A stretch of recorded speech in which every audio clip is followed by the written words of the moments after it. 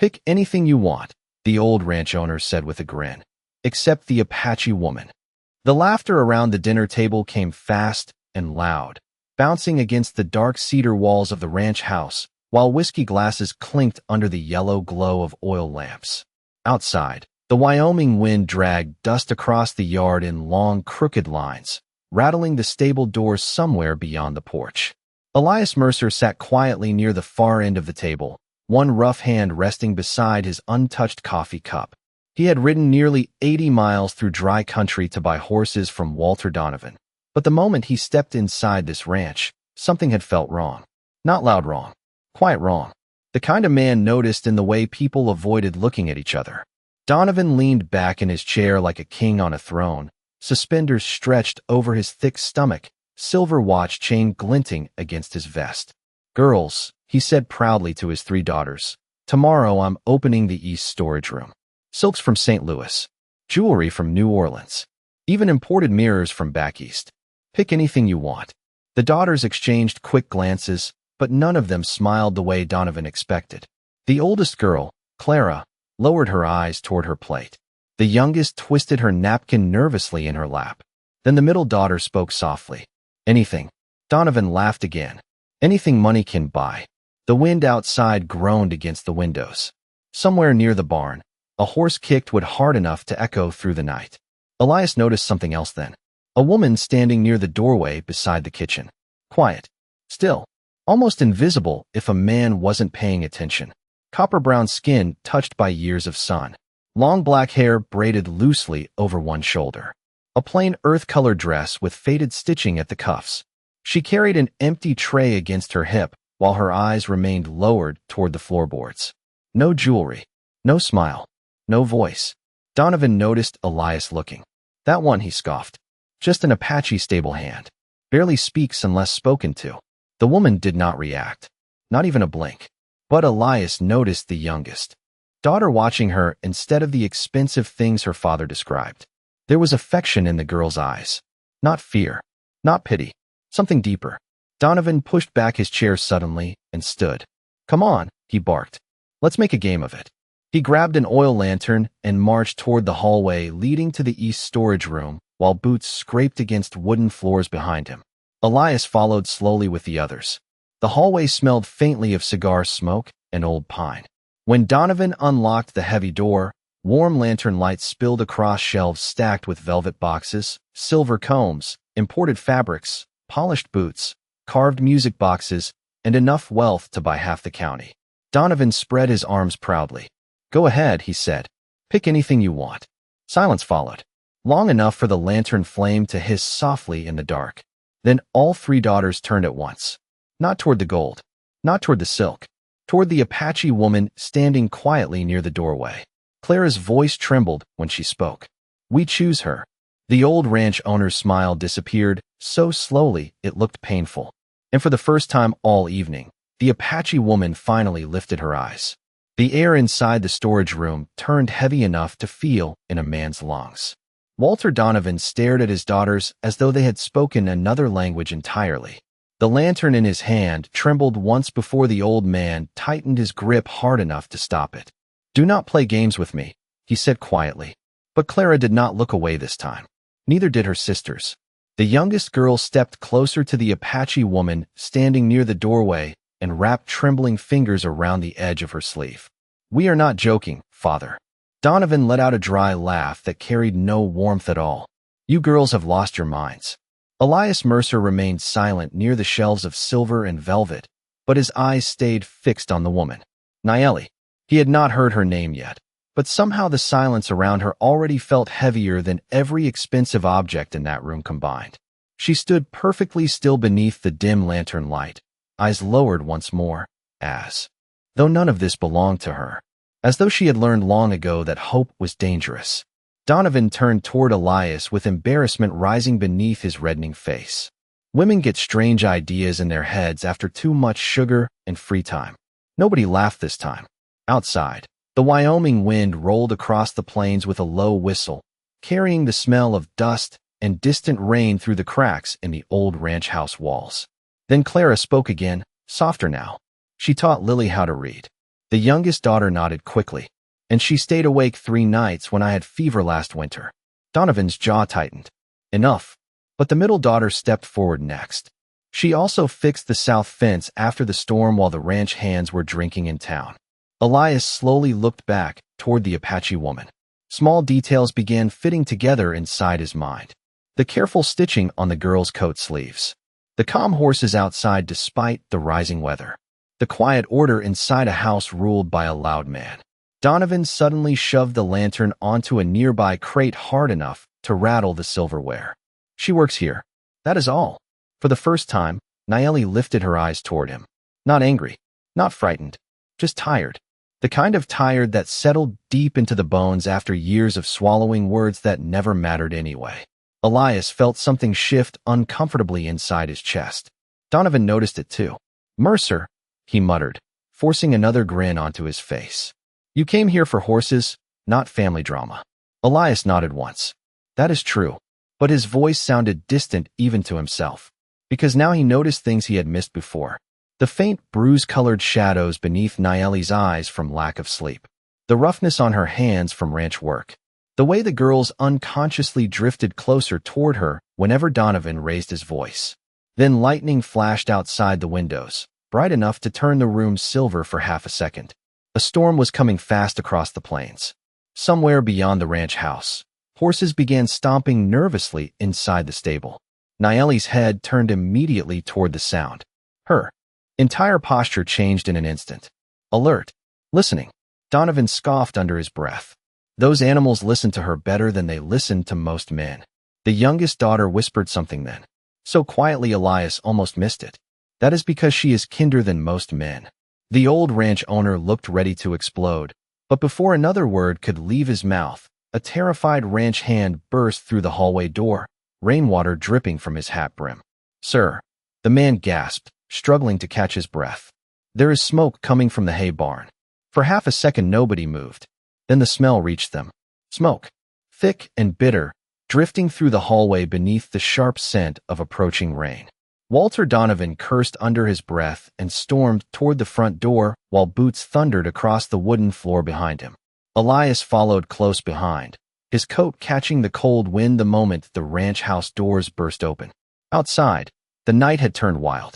Dark storm clouds rolled low across the Wyoming plains while orange light flickered near the far end of the property. The hay barn was burning.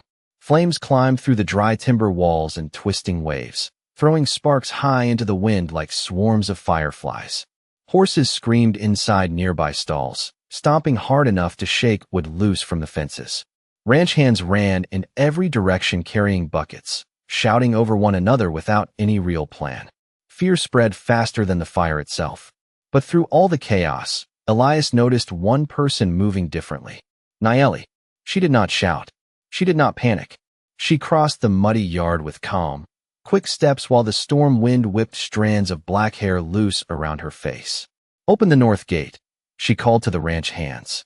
Her voice was steady enough to cut through the confusion like a church bell. Move the horses away from the smoke. Men twice her size obeyed immediately without even thinking about it. Elias watched carefully. That was not fear obedience. That was trust. Rain began falling in cold, heavy drops, hissing against the fire and turning the dirt yard slick beneath their boots. Nayeli reached the nearest frightened horse first, placing one hand gently against its neck while whispering softly in Apache. The animal settled almost instantly. Elias had spent most of his life around horses. He knew how impossible that was in the middle of panic. Donovan barked angry orders from beside the well, but almost nobody listened to him anymore. They watched Nayeli instead. Then one of the ranch hands shouted from near the barn entrance. There are still 2 Maras trapped inside. Donovan froze. The smoke pouring from the doorway had turned thick and black now, curling upward into the rain like storm clouds inside storm clouds. No man stepped forward. Nobody wanted to say it aloud, but everyone knew the roof could collapse at any moment. Elias took one step toward the barn before Nayeli moved first. She grabbed a soaked blanket from a water barrel and wrapped it around her shoulders without hesitation. Donovan stared at her in disbelief. Do not be stupid, girl. She did not answer him. She only looked toward the terrified horses trapped inside the stable beside the flames. Then she disappeared into the smoke. Clara gasped softly beside Elias while the youngest daughter covered her mouth with shaking hands. Rain hammered harder against the yard now. Seconds stretched painfully long. Too long. Elias felt his chest tighten in a way he could not explain. Then suddenly movement burst through the smoke. Nayeli emerged leading one terrified mare by the reins while coughing hard against the thick air. The horse stumbled into the rain, wild-eyed and trembling, but alive. Ranch hands rushed forward to grab the animal, while Nayeli turned immediately back toward the burning doorway. Elias caught her wrist before she could disappear again. Her skin felt cold from rainwater and smoke. "The roof is starting to fall," he said quietly.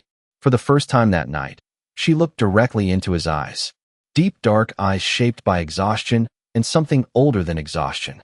"The second mare is blind," she answered softly. "She will not come out alone." Then she pulled free from his hand and walked back into the fire while thunder rolled across the plains above them. The rain came down. Harder now, thick cold sheets crashing against the ranch yard while sparks hissed and died in the mud. Elias stood frozen for one dangerous second, staring at the burning barn doorway where Nayeli had vanished again. The smoke rolling out into the storm looked almost alive, twisting black against the orange glow of the flames. Around him, ranch hands shouted and stumbled through the chaos, carrying buckets that seemed far too small for a fire this large. But all Elias could hear was the sound of frightened horses inside the stable. And somewhere beneath it, the memory of her voice. "The second mare is blind." Donovan wiped rainwater from his face with trembling fingers. "Forget the animal," he snapped toward nobody in particular. "The barn is gone already." Clara turned sharply toward her father, disbelief written across her pale face. "She went back in there for your horse." Donovan opened his mouth to answer, but no words came. Because everyone standing in that storm knew the truth. Nayeli had just risked her life for something the old ranch owner himself had already abandoned. Elias moved before he fully realized it. He grabbed another soaked blanket from the water barrel and wrapped it across his shoulders while stepping toward the stable entrance. One ranch hand tried to stop him. "Mr. Mercer, the roof is starting to split." Elias looked once toward the dark doorway, filled with smoke and firelight. Then he answered quietly, "I know." The heat hit him immediately the moment he crossed inside. Thick smoke burned his throat while orange light flickered wildly across the wooden beams overhead. Horses screamed from nearby stalls, their shadows jumping against the walls like ghosts. Somewhere deeper inside the stable came the sound of a woman whispering softly in Apache. Elias followed the sound through the smoke until he finally saw her. Nayeli stood beside a trembling gray mare near the back stall, one hand resting gently against the horse's neck while rainwater dripped from loose strands of black hair onto her smoke-covered face. The mare's eyes were clouded white with blindness, but it leaned toward Nayeli's voice with complete trust. Nayeli looked up sharply when she saw Elias emerge through the smoke. Real surprise crossed her face for the first time since he arrived at the ranch. "You should not be in here," she said. Elias stepped beside the frightened horse carefully. "Neither should you." Another loud crack echoed above them. Dust drifted down from the ceiling beams. Time was running short now. Nayeli wrapped the reins around her wrist and tried guiding the mare forward, but the animal panicked immediately, hooves slipping against the wet wood floor. "She cannot see the fire," Nayeli said softly. "She thinks the sound is hunting her." Elias slowly moved closer to the mare's other side, speaking low and steady the way his father once taught him during cattle storms back in Kansas. "Easy now. Nobody is leaving you behind." The mare's breathing slowed just enough. Outside, thunder rolled across the plains while rain hammered against the stable roof like 1,000 drumbeats. Together, they began guiding the frightened horse toward the doorway one careful step at a time. Then suddenly the mare stumbled hard against Elias, nearly collapsing beneath the smoke and noise. Without hesitation, Nayeli moved directly in front of the blind horse and placed both hands gently against its face. The stable seemed to disappear around her then. No fear, no panic, only calm. "Follow my voice," she whispered. The mare steadied instantly. Elias stared at her through the smoke, something tightening painfully in his chest. Because for the first time in many years, he was looking at someone who carried strength without cruelty. And before he could look away, Nayeli lifted her eyes toward him once more and said quietly, "You came back." For one strange moment, the fire no longer sounded loud to Elias Mercer. The crashing rain, the frightened horses, the splitting wood above them all seemed to fade behind those three quiet words. "You came back." Naeli stood inches away from him inside the smoke-filled stable, one hand resting against the blind mare, while orange firelight flickered softly across her face. There was no accusation in her voice. No surprise either. Only something gentler. Something that unsettled him more than the flames ever could. Elias tightened his grip on the mare's reins and forced himself to look away first. "Move," he said quietly, "before this roof decides for us." Another sharp crack echoed overhead as burning straw drifted down through the smoke like glowing snowflakes. Together they guided the mare forward one slow step at a time. The horse trembled violently beneath the noise of thunder and fire, but Naeli never stopped speaking softly in Apache beside its ear. Calm words, steady words, the kind spoken by someone who understood fear instead of fighting it. Elias noticed the mare followed her voice more than the pull of the reins. Outside, ranch hands shouted louder as the storm winds pushed flames across the far wall of the barn. The doorway looked farther away now through the smoke. Too far. Then suddenly the mare froze again. Its legs locked beneath it while panic rolled through the animal hard enough to shake the wooden floor. Elias tried pulling gently forward, but the horse would not move another inch. Naeli stepped closer immediately, placing one hand against the mare's face while rainwater and ash streaked across her skin. "She hears the fire behind us," Naeli whispered. "Not the doorway ahead." Elias glanced upward. The center roof beam had begun sagging dangerously low through the smoke. They did not have much time left. "Can she walk beside another horse?" he asked. Naeli looked toward him quickly. "Yes." "What?" Elias turned toward the nearest open stall where a chestnut gelding kicked nervously against the wooden gate. Without hesitation, he crossed through the smoke, grabbed the horse's lead rope, and brought the calmer animal beside the blind mare. The chestnut snorted anxiously at first, but Naeli rested one hand briefly against its neck. The horse settled almost instantly beneath her touch. Elias watched her carefully again. "How are you doing that?" Naeli looked almost confused by the question. "Listening." The answer stayed with him longer than it should have. She tied the two lead ropes loosely together, then guided the chestnut forward through the smoke. This time the blind mare followed. One careful step, then another, then another. Outside the doorway, rain crashed against the muddy yard while ranch hands shouted in relief the moment the horses finally emerged from the smoke alive. Clara ran forward immediately, tears mixing with rainwater on her cheeks, as she threw her arms around the blind mare's neck. The youngest daughter grabbed Naeli's hands tightly like she needed proof the woman was truly standing there alive. Walter Donovan remained several feet away near the water barrels, silent beneath the storm. Elias noticed something strange then. The old ranch owner could not look directly at Naeli anymore. Not after watching her risk everything for animals he had already abandoned. Naeli slowly stepped away from the girls, breathing hard now beneath the cold rain. Smoke clung to her clothes while wet strands of black hair stuck against her cheeks. Elias removed his coat without thinking and held it toward her. She stared at the coat for a long second like she did not understand why someone would offer warmth without demanding something in return. Then finally she accepted it carefully. Their hands brushed only briefly in the rain, but somehow Elias felt it all the way down to his chest.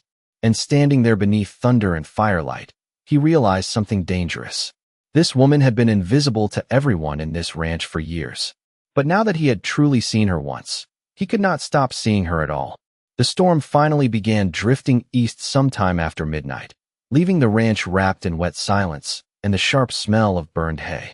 Smoke still curled from the blackened remains of the barn, while ranch hands moved slowly through the mud, carrying broken boards and water buckets beneath the pale glow of lanterns.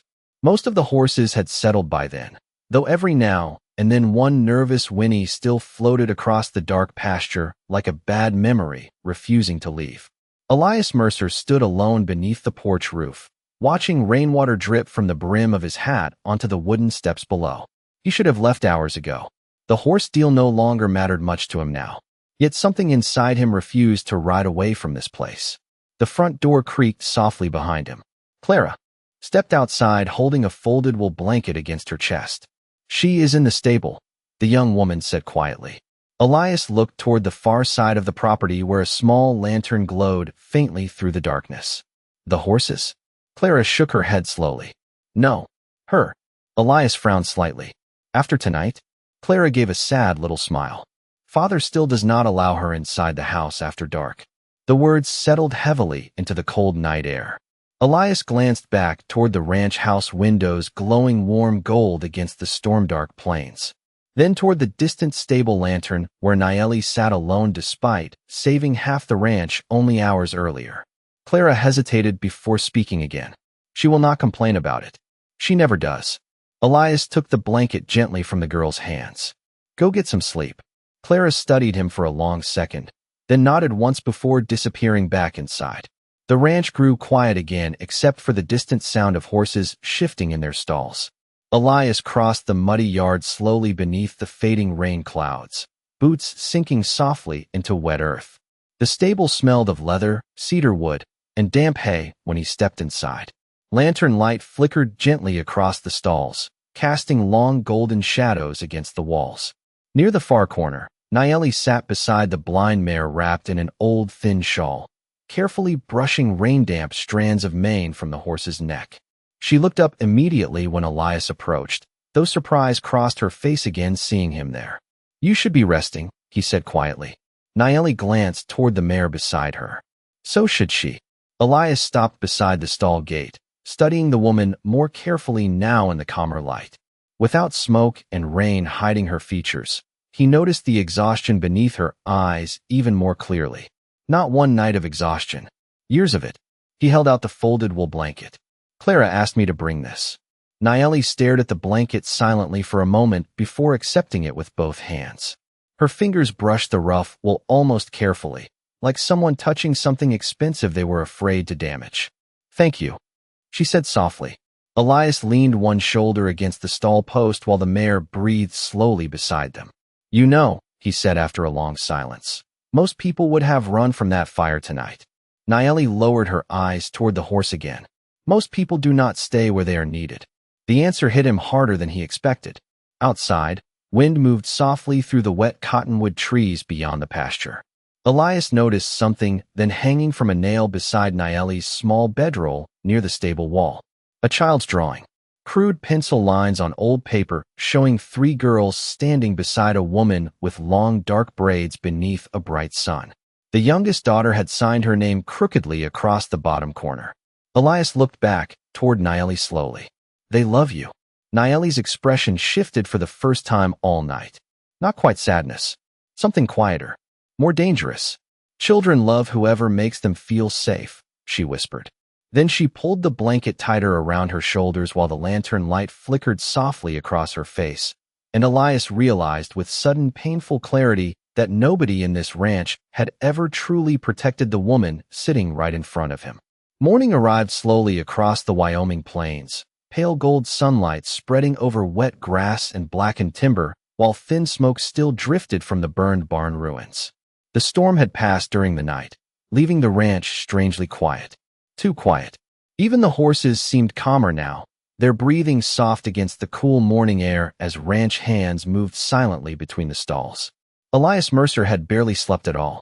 Every time he closed his eyes, he saw Nayeli standing inside the firelight beside that blind mare, calm while the whole world around her collapsed into smoke and panic. He stood near the water trough washing soot from his hands when he heard soft laughter somewhere behind him. Real laughter. Small and warm. He turned toward the sound and froze slightly. The three Donovan daughters sat together near the stable fence while Nayeli braided wildflowers into the youngest girl's hair. Sunlight touched the side of Nayeli's face gently, softening the exhaustion beneath her eyes for the first time since Elias arrived.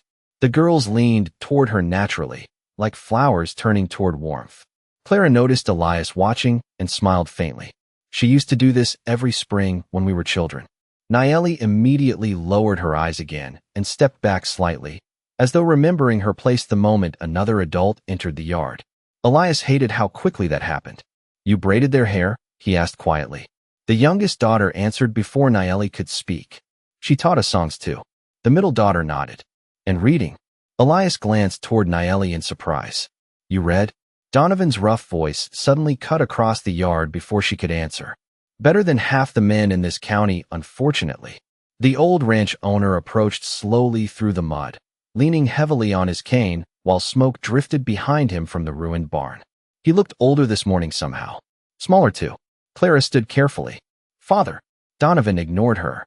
His eyes stayed fixed on Naeli instead, though something uncertain flickered behind his usual hard expression now. The schoolteacher who passed through here years ago taught her letters, he muttered. Ever since then she reads every newspaper she can get her hands on. Elias looked back toward Naeli again, noticing fresh details he had somehow missed before. The careful way she folded the girl's shawls. The softness in her voice when speaking to frightened animals. The quiet intelligence hidden beneath years of forced silence. Donovan suddenly let out a bitter laugh beneath his breath. Women around here would rather gossip about dresses than books.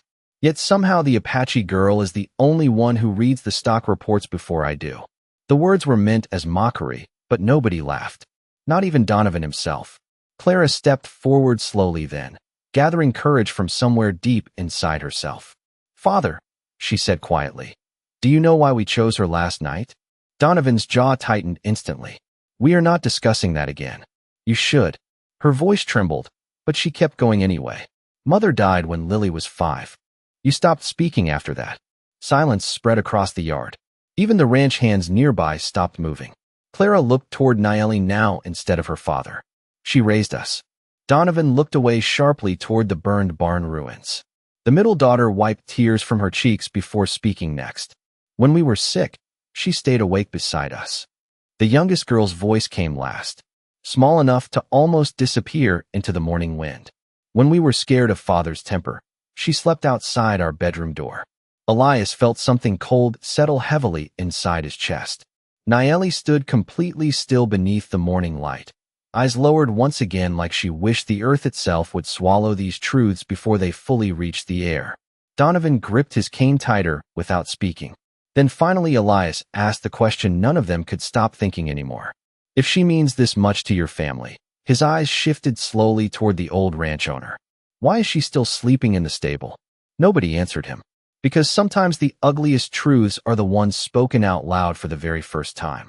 Walter Donovan did not answer the question. He simply turned away from Elias Mercer and stared across the ranch yard, where thin smoke still drifted from the ruined barn into the pale morning sky. The old man looked tired now in a way pride could no longer hide. His daughters stood silently behind Naeli, close enough that their shoulders nearly touched hers, though the Apache woman herself remained perfectly still with her eyes lowered toward the muddy ground. Elias noticed her fingers tighten slightly around the folded wool blanket he had given her the night before. Small movement, easy to miss, but it told him more than words could. Donovan finally cleared his throat roughly. You came here for horses, Mercer. Elias did not look away from Naeli. I did. Then stop sticking your nose into family matters. The wind shifted softly through the cottonwood trees lining the pasture. Somewhere nearby a hammer struck what as ranch hands continued repairing storm damage. Ordinary sounds.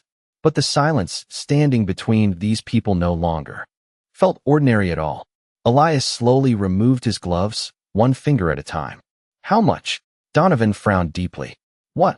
Elias lifted his eyes toward the old ranch owner at last. You heard me. Clara gasped softly behind him, while the younger girls stared wide-eyed toward Elias like they suddenly forgot how to breathe. Even Naeli looked up in surprise now. How much for her freedom? The words hung heavily in the cold morning air. Donovan's face darkened instantly. She is not livestock. Elias nodded once. Then let her leave. Nobody moved. A horse snorted somewhere near the fence line, while wind carried the smell of wet earth across the ranch yard. Donovan gripped his cane tighter. And where exactly would she go? The question sounded cruel at first. Then Elias realized something uncomfortable. The old man might truly believe Naeli had nowhere else in the world. Clara stepped forward quickly. She could stay with us. Donovan shot her a sharp look. You will stay out of this. But the youngest daughter suddenly ran to Naeli's side and grabbed her hand tightly. I do not want her to leave. The middle daughter nodded through gathering tears. Neither do we. Elias frowned slightly, confused now. Then why choose her last night at all? Clara looked toward Naeli before answering softly. Because nobody else ever chooses her. The words landed harder than any accusation could have. Naeli slowly closed her eyes for one brief second, like hearing kindness spoken aloud caused actual pain. Donovan let out a frustrated breath and looked away toward the mountains in the distance. You all speak like I chained her to this ranch. Elias watched him carefully. Did you? The old man's silence answered first. Then finally Donovan muttered bitterly. 6 years ago her tribe passed through this territory during winter. Half-starved. Sick. Her mother died near the river north of here. Clara lowered her head quietly. Donovan continued staring toward the horizon instead of at Naeli herself. She stayed behind after the others left. Elias glanced slowly toward Naeli. Why? This time she answered herself, her voice barely above the wind. The girls were crying. Silence settled over the ranch again. Even the ranch hands nearby seemed to stop moving for a moment. Elias stared at her, unable to speak. She had stayed because 3 frightened children needed comfort. Not money, not safety, not obligation. Donovan rubbed one weathered hand across his tired face. I offered to send her with another tribe 2 years later. Naeli finally lifted her eyes toward the daughters standing beside her. Lily still had nightmares then. The youngest girl immediately wrapped both arms around Naeli's waist, holding her tightly beneath the morning sunlight. Elias felt something twist painfully inside his chest again, because suddenly he understood the terrible truth none of them wanted to admit aloud. Naeli had never truly been trapped at this ranch by chains or threats. She had trapped herself there with love. The rest of the morning passed beneath a silence that seemed to follow everyone across the ranch like a shadow. Ranch hands repaired broken fencing near the burned barn, while the Donovan daughters stayed close to Naeli wherever she moved, almost as if they feared she might disappear the moment they looked away. Elias Mercer spent most of the afternoon helping rebuild the collapsed horse stalls, though his thoughts wandered more than his hands did. Every time he glanced across the yard, he found himself searching for the same woman without meaning to. Sometimes she carried water buckets. Sometimes she brushed soot from frightened horses.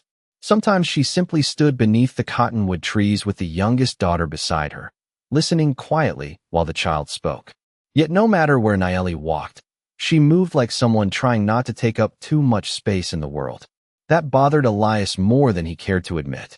By sunset, the Wyoming sky had turned deep gold behind the mountains, painting the wet ranch fields in soft amber light. The air smelled of rain-soaked cedar and smoke.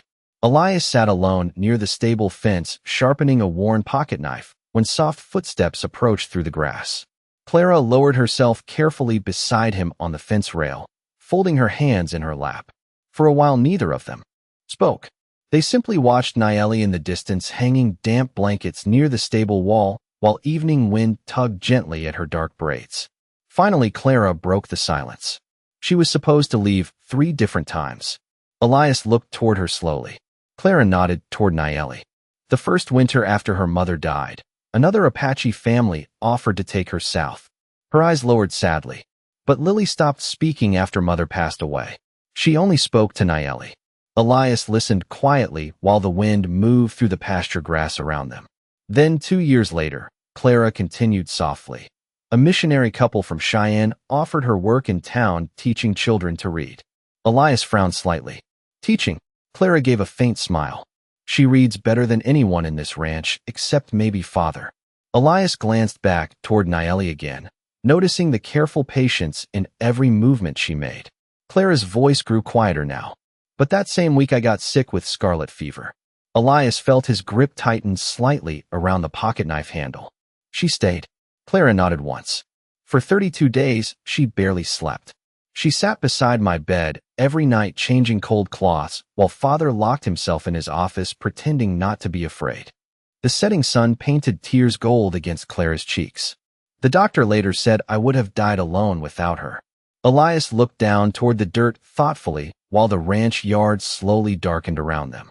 Pieces of Naeli's life kept fitting together inside him, one painful truth at a time. Not trapped, not helpless, just endlessly giving until there was almost nothing left for herself. Clara suddenly laughed weakly through her tears. Do you know what the strangest part is? Elias shook his head slightly. Clara looked toward Naeli again with heartbreaking tenderness. She still thanks Father every Christmas for letting her stay here. The words hollowed something inside Elias Mercer clean out. Because for the first time in years, he realized kindness could wound a person deeper than cruelty ever could. Across the yard, Nayeli finished hanging the final blanket and turned toward the fading sunlight stretching across the Wyoming plains. Wind lifted loose strands of black hair gently across her face, while golden evening light settled around her like something sacred. Elias stared at her longer than he should have. Then Clara whispered something that made his chest tighten all over again. If she leaves this ranch someday, her voice cracked softly, I do not think any of us will know how to survive it. That night the ranch house felt different. Quieter. The storm had washed the dust from the windows, and moonlight now spilled silver across the long wooden floors while the smell of burned hay still lingered faintly in the walls. Walter Donovan sat alone at the dining table with a glass of untouched whiskey beside his hand. For nearly an hour he had stared at the same papers without reading a single word. Outside, crickets hummed softly through the cool Wyoming night while lantern light flickered near the rebuilt horse stalls. Elias Mercer stood near the porch railing watching the darkness settle over the ranch when he heard footsteps behind him.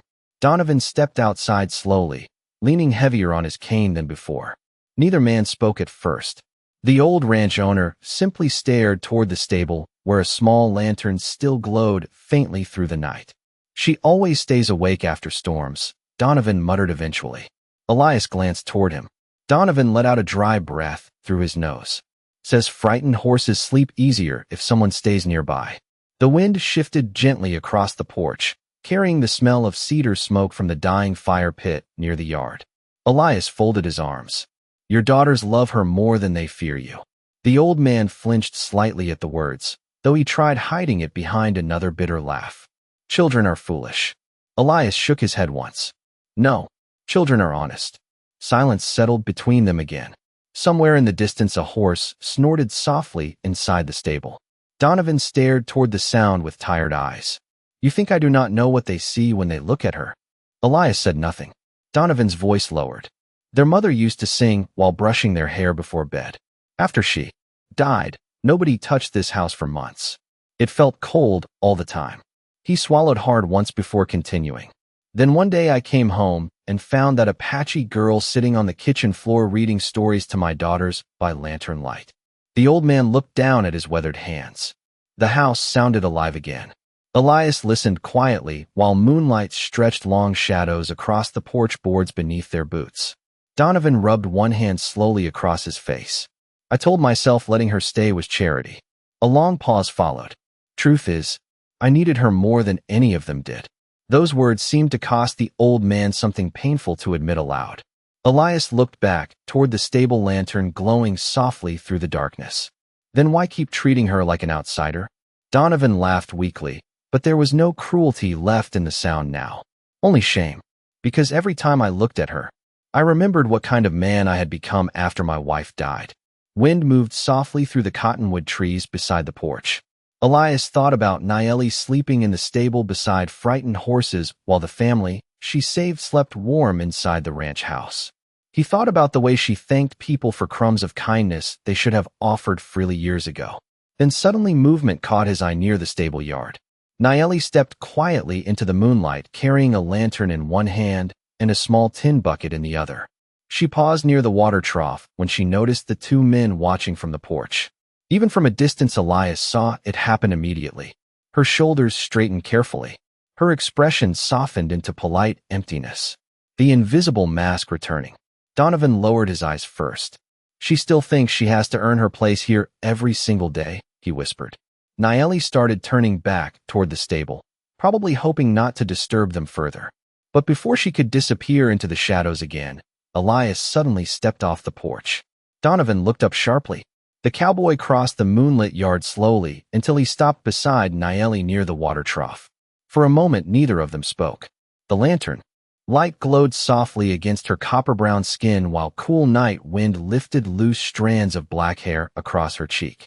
Then Elias reached for the heavy bucket in her hand. You do not have to carry everything alone anymore, he said quietly. And for the first time since he arrived at the ranch, Nayeli looked at him like she almost wanted to believe him. The lantern swayed gently between them while cool Wyoming wine drifted across the dark ranch yard carrying the scent of wet cedar and distant smoke. Nayeli stood beside the water trough with both hands still wrapped around the metal bucket Elias Mercer had just taken from her. For a moment, she did not release it completely, almost as though years of carrying everything alone had taught her not to trust empty hands. Then slowly, carefully, her fingers loosened. Elias set the heavy bucket down beside the trough and filled the silence with the sound of water pouring softly beneath the moonlight. Neither of them spoke at first. Somewhere beyond the pasture fence a coyote called once into the night before disappearing again into the hills. Nayeli rested one hand lightly against the wooden trough, eyes lowered toward the rippling water. "You should sleep," she said quietly. Elias leaned one shoulder against the fence beside her. "You keep saying that." A faint smile almost touched the corner of her mouth before vanishing again. Almost. The sight of it unsettled him more than anything else had tonight, because suddenly he understood how rarely this woman allowed herself small moments of happiness. "Why did you stay?" he asked after a while. Nayeli looked toward him slowly beneath the lantern glow. "You already know why." Elias shook his head once. "No, I know why you told yourself you stayed." The wind stirred softly around them, moving loose strands of black hair across her cheek. "That is not always the same thing." Nayeli fell silent again. Elias watched her carefully, noticing the exhaustion in her posture now that nobody else stood nearby, demanding her strength. She looked tired in the way old ranch fences look tired after too many winters. Still standing, but weathered deep inside. Finally she spoke. "When my mother died, I had nowhere to go." Her voice remained calm, though something fragile moved quietly beneath it now. "Your daughters were grieving too." Elias listened without interrupting. Nayeli's eyes drifted toward the ranch house windows glowing softly across the dark yard. The youngest one cried herself to sleep every night for months. She swallowed once. "I knew how that felt." The cowboy lowered his gaze briefly toward the ground. He understood grief more than most men. Some losses never truly left a person. They simply learned to sit quietly beside them. Nayeli folded her arms gently against the cold. "At first I planned to stay only through winter." She let out the smallest breath of laughter. Then Clara learned her letters. Then Lily stopped having nightmares. Then another season passed. Her expression softened painfully beneath the lantern light. After enough years, leaving starts to feel like abandoning people. Elias looked toward her fully then. "And who stayed for you?" The question landed harder than he intended. Nayeli blinked once in surprise, as though nobody had ever asked her that before. Silence stretched between them, long enough for the lantern flame to flicker in the wind. Finally, she looked away toward the dark horse pasture. "Nobody," she whispered. Elias felt something tighten sharply in his chest. Because she had answered too quickly, like someone who had accepted loneliness so completely it no longer sounded sad to them anymore. The porch door creaked softly behind them. Walter Donovan stood in the doorway watching the two figures beside the trough beneath the moonlight. His daughters appeared behind him moments later, wrapped in blankets and sleepy-eyed from the cold. None of them spoke. They simply watched Nayeli standing there with Elias beside her. Watched the way she looked smaller when someone else finally carried part of the weight for her. Then the youngest daughter suddenly smiled softly into the night and whispered something that made even the old ranch owner lower his eyes in shame. "That is the first time I have ever seen someone take care of her." The ranch grew quiet again after that. One by one the lights inside the house dimmed until only the lantern near the stable still burned against the Wyoming night. Walter Donovan remained standing on the porch long after his daughters returned inside, watching the shadows move gently across the yard while cold wind rustled through the cottonwood trees. Elias Mercer finally picked up the empty water bucket and carried it toward the stable door beside Nayeli without another word. Neither of them seemed to know what to say after the youngest girl's whisper had settled over the ranch like truth finally spoken aloud. Inside the stable, horses shifted softly in their stalls while lantern light painted warm gold across rough cedar walls. Nayeli moved automatically toward the corner where her small bedroll rested beside folded blankets and worn leather tack. Elias looked around the stable carefully for the first time without distraction. A tiny shelf made from old fence boards held 3 books stacked neatly beside dried sage bundles and a cracked ceramic cup. Near the wall hung the child's drawing he noticed the night before. Beside it now stood another paper. A map, hand-drawn carefully in faded charcoal lines. Rivers, mountain trails, small Apache markings beside certain valleys. Elias stepped closer slowly. You made this? Nayeli nodded once while placing fresh water beside the blind mare. Years ago. Elias studied the map longer. It is accurate. My mother taught me the trails before winter. Her voice softened slightly at the memory. She said knowing the land matters more than owning it. Those words stayed hanging quietly in the stable air. Elias looked back toward her. Then why never leave? Nayeli lowered herself onto the small wooden stool beside the mare. Lantern light flickered across her tired face while the horse rested calmly beside her shoulder. Because after enough years, she hesitated briefly. You stopped knowing whether people need you or simply became used to your sacrifice. Elias felt the weight of that sentence settle deep inside him.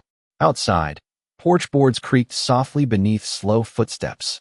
Walter Donovan entered the stable alone, carrying something folded beneath one arm.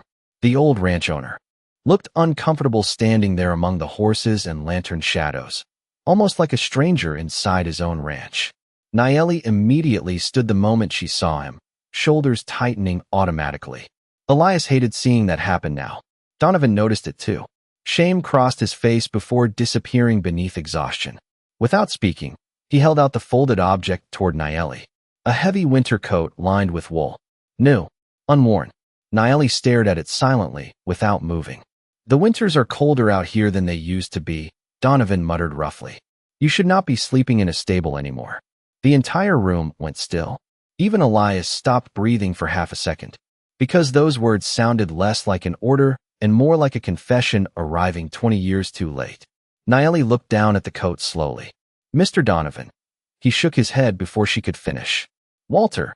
The correction landed softly through the stable. The old man swallowed hard once. After your mother died near the river, I told myself giving you shelter was enough. His tired eyes lowered toward the dirt floor. But shelter is not the same thing as belonging somewhere. Nayeli's fingers tightened slightly beside her dress. Elias watched the emotions move quietly across her face beneath the lantern light. Surprise, sadness, fear, hope. The dangerous kind of hope that only appears when a lonely person hears kindness they stopped expecting years ago. Donovan cleared his throat roughly again and held the coat out farther. You saved my daughters long before you saved my horses. His voice nearly broke on the last words. I should have said thank you a long time ago. Silence followed, deep and trembling.